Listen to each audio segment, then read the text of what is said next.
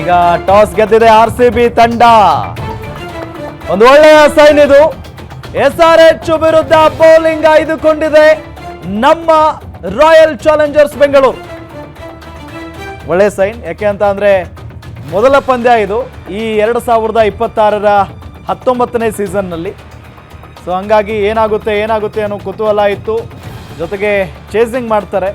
ನಮ್ಮದು ಚೇಸಿಂಗಲ್ಲಿ ಫೇಮಸ್ಸು. ಯಾಕೆ ಅಂತ ಅಂದರೆ ಚೇಸಿಂಗ್ ಕಿಂಗ್ ಕೂಡ ನಮ್ಮಲ್ಲೇ ಇದ್ದಾರೆ. ಸೊ ಹಾಗಾಗಿ ಭಾಳ ಒಳ್ಳೆಯ ಸೈನ್. ಸೊ ಬೌಲಿಂಗ್ ತೊಗೊಂಡಿದ್ದಾರೆ ಸರ್.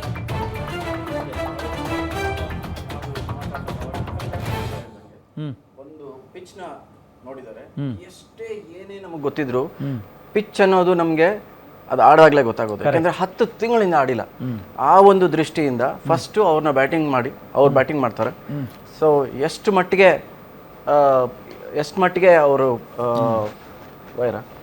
ಎಷ್ಟು ಮಟ್ಟಿಗೆ ಅವರು ಸ್ಕೋರ್ ಮಾಡ್ತಾರೆ ಅಂತ ನೋಡ್ಬೋದು. ಪಿಚ್ ಹೆಂಗೆ ಬಿಹೇವ್ ಮಾಡ್ತಾರೆ ಅಂತ ನೋಡ್ಬೋದು. ಆ್ಯಂಡ್ ಅದ್ರ ಮೇಲೆ ಅವ್ರಿಗೂ ಸ್ವಲ್ಪ ಒಂದು ಅಷ್ಟು ಕಂಫರ್ಟಬಲ್ ಆಗಿರಲ್ಲ ಫಸ್ಟ್ ಬ್ಯಾಟಿಂಗ್ ಆಡಬೇಕಾಗತ್ತೆ ಅವರು. ಸೊ ಆದ್ರಿಂದ ಆ ಒಂದು ದೆಸೆಯಿಂದ ನೋಡಿದ್ರೆ ನೀವು it was A very very good decision. Because ಅವ್ರಿಗೂ ಪಿಚ್ ಮೇಲೆ ಸ್ವಲ್ಪ ಡೌಟ್ ಇದೆ, ಅಥವಾ ಸ್ವಲ್ಪ ಅದನ್ನ ಕಾದು ನೋಡಬೇಕು ಅನ್ನೋದು ಮನಸ್ಸಲ್ಲಿ ಅವ್ರಿಗಿದೆ ಅಂತ ಹೇಳ್ಬೋದು. ಎಸ್ ಎಸ್ ಎಸ್ ನೋಡಿ, ಒಂದಂತೂ ಯಾಕೆ ಅಂತ ಅಂದರೆ ಈಗ ಎಷ್ಟೇ ನಾವು ಟಾರ್ಗೆಟ್ ಕೊಟ್ಟರು ಕೂಡ ಅಚೀವ್ ಮಾಡಬಲ್ಲುವಂಥ ಸಾಮರ್ಥ್ಯ SRH ಟೀಮ್ಗಿದೆ. ಸೊ ಒಳ್ಳೆ ನಿರ್ಧಾರನೇ ಇದು. ಸೊ ಈಗ ಈಗ ಟಾರ್ಗೆಟ್ ಎಷ್ಟು ಆಗ್ಬಹುದು ಅಂತ, ಟಾರ್ಗೆಟ್ ಎಷ್ಟು ಕೊಡ್ಬೋದು ಅಂತ ಅವರು. ಇಲ್ಲ, ಅದೇ ನಾನು ಹೇಳಿದ್ನಲ್ವ, ಇವಾಗ ನಾನು ಯೋಚನೆ ಮಾಡ್ತಿರೋ ರೀತಿಯೇ ಅವರು ಆಬ್ವಿಯಸ್ಲಿ ಅದೇ ಯೋಚನೆ ಮಾಡಿರ್ತಾರೆ. ಹೈದರಾಬಾದ್ ಕೂಡ ಸೊ ಎಷ್ಟು ಬಂದರೂ ಕೂಡ ಸಾಲಲ್ಲ ಅಂತ. ಸೊ ಅದಕ್ಕೆ ನಾನು ಹೇಳಿದ್ದು, ನನಗೆ ಟಾಸ್ದು ಅಷ್ಟೇ ಖುಷಿ ಆಯಿತು. ನಾನು ಇದನ್ನೇ ಎಕ್ಸ್ಪೆಕ್ಟ್ ಮಾಡ್ತಾ ಇದ್ದಿದ್ದು.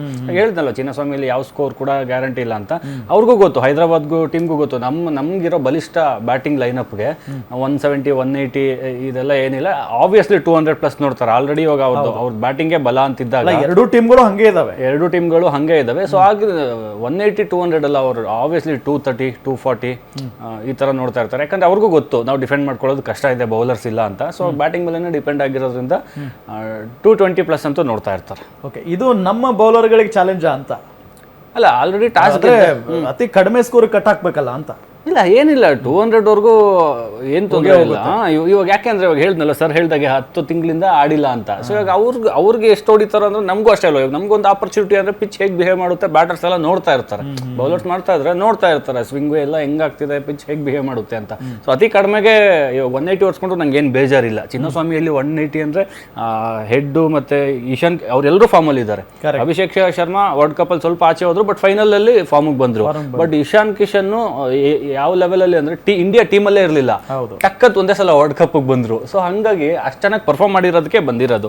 ಸೊ ಹಾಗಾಗಿ ಅವರು ಹೆಡ್ ಆಗ್ಲಿ ಅವ್ರಿರೋ ಫಾರ್ಮ್ಗೆ, ಅವ್ರು ಆಡೋ ಹೊಡಿಬಡಿ ಆಟಕ್ಕೆ ನೀವು ಹೇಳಿದ್ರಿ ಯಾವಾಗಲೇ, ಎಲ್ಲರೂ ಕೂಡ T20 ಸ್ಪೆಷಲಿಸ್ಟು ಅಂತ. ಸೊ ಹಂಗಿದ್ದಾಗ ನಾವು 140 160 ಕಟ್ ಹಾಕ್ಬೇಕು, ಅವೆಲ್ಲ ಕನಸು. ಆ ಥರದ್ದು ಏನಾದರೂ ಆಗ್ಬೇಕಂದ್ರೆ ಯಾರನ್ನ ಒಬ್ಬ ಬೌಲಿಂಗಲ್ಲಿ ಸೂಪರ್ ಸ್ಟಾರ್ ಥರ ಹಿಂಗಿದ್ ಮಾಡಬೇಕು, 4 ವಿಕೆಟು ಎಲ್ಲ 5 ತಗೊಬೇಕು, ಆ ಥರ ಏನಾದರೂ ಬೇರೆ ಎಕ್ಸ್ಪೆರಿಮೆಂಟ್ ಆಗಬೇಕು. ಸೊ 180 190 ಎಲ್ಲ ನನಗೆ ಪ್ರಾಬ್ಲಮ್ ಇಲ್ಲ, ನಮ್ಮ ಬ್ಯಾಟರ್ಸ್ ಮ್ಯಾನೇಜ್ ಮಾಡ್ತಾರೆ ಅಂತ ನನ್ನ ನಂಬಿಕೆ. ಓಕೆ, ಖುಷಿ ಆಯ್ತಾ ನಿಮಗೆ ಟಾಸ್ ಗೆದ್ದಿದ್ದು? ಸರ್ ಸೀರಿಯಸ್ಲಿ ಎಲ್ಲರೂ ಇದನ್ನೇ ಬಯಸ್ತಾ ಇದ್ರು. ಯಾಕಂದ್ರೆ ನಾನು ನೋಡ್ಕೊಂಡು ಬಂದಲ್ವಾ, ಅದ್ರಲ್ಲೂ ಅವ್ರು ಹೇಳಿದ್ರು ಸರ್ ಹೇಳ್ದಂಗೆ 180 or 70 ಈ ತರ ಹೊಡೆದ್ರು ಓಕೆ ಅಂತ. ಬಟ್ ಆದ್ರೆ ಎಲ್ಲರೂ ನಂಗೆ ಹೇಳ್ತಾ ಇದ್ರು 200+ ಹೊಡಿತಾರೆ ಅಂತ ಅವ್ರ ಅಭಿಮಾನಿಗಳು ಹೇಳ್ತಾ ಇರೋದು. ಯಾರ ಅಭಿಮಾನಿಗಳು? ವಿರಾಟ್ ಸರ್ ಅಭಿಮಾನಿಗಳು ಅದನ್ನೇ ಹೇಳ್ತಿದ್ದಾರೆ. ಅಂಡ್ ಅವರು ಟಾಸ್ಕ್ ವಿನ್ ಆಗ್ತಾರೋ ಬಿಡ್ತಾರೋ ಗೊತ್ತಿಲ್ಲ, ಫಸ್ಟ್ ಅವರೇ ಬೌಲಿಂಗ್ ಮಾಡ್ಬೇಕು ಅನ್ನೋ ಆಸೆನೂ ಎಲ್ರಿಗೂ ಇತ್ತು. ಇವಾಗ ಅದೇ ಆಗಿದೆ. ಸೊ ನನಗೂ ಅದು ಖುಷಿ ಆಬ್ವಿಯಸ್ಲಿ. ಸರ್, ಯಾರಿಂದ ಶುರು ಮಾಡ್ತೀರಿ ಬೌಲಿಂಗ್ನ? ಡಫಿನಾ, Bhuvneshwar? Doesn't make much difference. First ಯಾರು ಸೆಕೆಂಡ್ ಯಾರು ಅನ್ನೋದು ಅಷ್ಟು ವ್ಯತ್ಯಾಸ ಆಗಲ್ಲ. ಫಸ್ಟ್ ಭುವನೇಶ್ವರೇ ಮಾಡಬೇಕು, ಎಕ್ಸ್ಪೀರಿಯನ್ಸ್ ಇದೆ. ಅವರು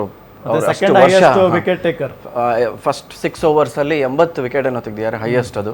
ಇನ್ನೊಂದು 2 ವಿಕೆಟ್ ತೆಗೆದ್ರೆ 200 ವಿಕೆಟ್ IPL ಅಲ್ಲಿ ಅವ್ರಿಗೆ ಸೆಕೆಂಡ್ ಹೈಯೆಸ್ಟ್ ಆಗ್ತಾರೆ ಅವರು. ಅದು ಪ್ರಶ್ನೆನೇ ಇಲ್ಲ. ಫಸ್ಟ್ ಭುವನೇಶ್ವರ್ ಕುಮಾರೇ ಮಾಡ್ತಾರೆ. ಸೆಕೆಂಡ್ ಓವರ್ ಆ ಕಡೆಯಿಂದ ಡಫಿ ಮಾಡ್ಬೋದು. ಈ ಟೀಮ್ ನೋಡಿಲ್ಲ ನಾವು ಯಾರಿದ್ದಾರೆ ಯಾರಿಲ್ಲ ಅಂದ್ಬಿಟ್ಟು. ಸೊ ಡಫಿ ಆ ಕಡೆಯಿಂದ ಇಲ್ವೇನ್ ಇದ್ರೆ ಹಾಕ್ಬೋದಾ? ಸೊ ಡಫಿ ಆ ಕಡೆಯಿಂದ ಮಾಡಬೇಕು. ಹೇಗಾದ್ರೂ ಅವರು ಆ ಥರ ಒಂದು 4 ಓವರ್ ಕಳ್ಬಿಟ್ರೆ ಆಮೇಲೆ ಒಂದು ಬೇರೆ ಓವರು ಅಕಸ್ಮಾತ್ ಏನಾದರೂ ಕೃಣಾಲ್ ಪಾಂಡ್ಯ ಏನಾದರೂ ಬರಬೇಕು, ಫಸ್ಟ್ 6 overs ಅಲ್ಲಿ ಬರಬೇಕು ಅಂದರೆ ಬರ್ತಾರೆ, ಇಲ್ಲಾಂದರೆ ಪರವಾಗಿಲ್ಲ. ಸೊ ಅಲ್ಲಿಂದ ಅವರು ಮುಂದಕ್ಕೆ ತೊಗೊಂಡೋಗ್ತಾರೆ. ಸ್ವಲ್ಪ ಚೆನ್ನಾಗಿ ಆಗ್ಬಿಟ್ರೆ ಮಂಗೇಶ್ ಯಾದವ್ ಅಥವಾ ಅವ್ರಿದ್ರೆ ಅವ್ರಿಗೊಂದು ಚಾನ್ಸ್ ಕೊಡ್ಬೋದು. ಮೋಸ್ಟ್ ಪ್ರಾಬಬ್ಲಿ ಮಂಗೇಶ್ ಯಾದವ್ ಆಡ್ತಾರೆ. ಅವರು 150 ಎಲ್ಲ ಮಾಡಿದ್ದಾರೆ, 157 ಎಲ್ಲ ಕ್ಲಾಕ್ ಮಾಡಿಬಿಟ್ಟಿದ್ದಾರೆ. ಸ್ಪೀಡ್ ಅದು ಒಂದಕ್ಕೆ ಅವ್ರು ತಗೊಂಡಿರೋದು ಹೌದು. For mainly for that. And batter ಕೂಡ ಹೌದು ಅವರು, ಬ್ಯಾಟಿಂಗ್ ಒಳ್ಳೆ ಬ್ಯಾಟರ್ ಕೂಡ ಹೌದು. ಕರೆಕ್ಟ್.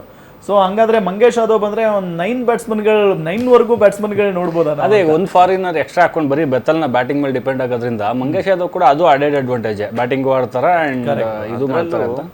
ಬೆತ್ತಲ್ನೆಲ್ಲ ಕೂಡಿಸ್ಬೇಕು ಅಂದ್ರೆ ಎಷ್ಟು ಕಷ್ಟ ಆಗ್ಬೇಕು ಅವ್ರಿಗೆ. ಐ ಮೀನ್ ಬೆತ್ತಲ್ ಯಾವ ತರ ಸಿಡ್ನಿನಲ್ಲಿ ಆಶಸ್ ಅಲ್ಲಿ ಎಲ್ಲರೂ ಚೆನ್ನಾಗಿ ಆಡದೇ ಇರುವ ಆಶಸ್ ಅಲ್ಲಿ 100 ಹೊಡೆದ್ರು, ಆಮೇಲೆ ಒನ್ ಡೇ ಮ್ಯಾಚ್ ಆಡಿದ್ರು, ಒನ್ ಡೇನಲ್ಲೂ 100 ಹೊಡೆದ್ರು, ಇಂಟರ್ನ್ಯಾಷನಲ್ ಅಲ್ಲಿ ಸೆಮಿಫೈನಲ್ ಅಂತೂ ಎಲ್ಲಿವರೆಗೂ ತಗೊಂಡೋದ್ರು ಮ್ಯಾಚ್ ನ.